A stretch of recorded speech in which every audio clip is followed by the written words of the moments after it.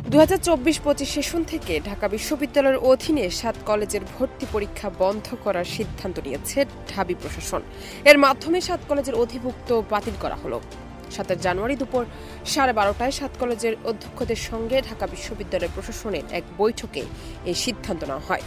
এই সভায় গৃহীত সিদ্ধান্তসমূহ হল ঢাকা বিশ্ববিদ্যালয়ের সাথে অধিভুক্ত সরকারি 7 কলেজের সম্মানজনক পৃথকীকরণের বিষয়ে সিদ্ধান্ত, অধিভুক্ত সরকারি 7 কলেজের শিক্ষার্থীদের ভর্তি কার্যক্রম পরিচালনা সংক্রান্ত পূর্ববর্তী সিদ্ধান্ত পরিবর্তন করে 1 বছর এগিয়ে এনে এ বছর থেকে অর্থাৎ 2024-2025 শিক্ষাবর্ষ থেকে ঢাকা বিশ্ববিদ্যালয়ের অধীনে ভর্তি না নেওয়ার ব্যাপারে সিদ্ধান্ত। কেউ না বুঝলেও আমরা আপনার প্রয়োজন বুঝি, আর তাই তো অত্যাধুনিক ফিচার সম্বলিত বিভিন্ন সাইজ আর কালারের 250-টিরও বেশি ডিজাইন অপশন নিয়ে ওয়ালটন স্মার্ট ফ্রিজ বোঝে আপনার প্রয়োজন।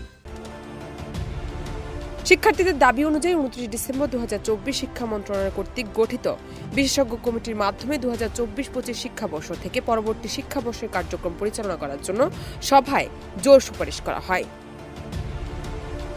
2024-25 শিক্ষাবর্ষ থেকে শিক্ষার্থীদের দাবি অনুযায়ী আসন সংখ্যা ও ভর্তি ফি নির্ধারণ সহ যাবতীয় বিষয়ে মন্ত্রণালয় কর্তৃক গঠিত বিশেষজ্ঞ কমিটি সিদ্ধান্ত নেবে।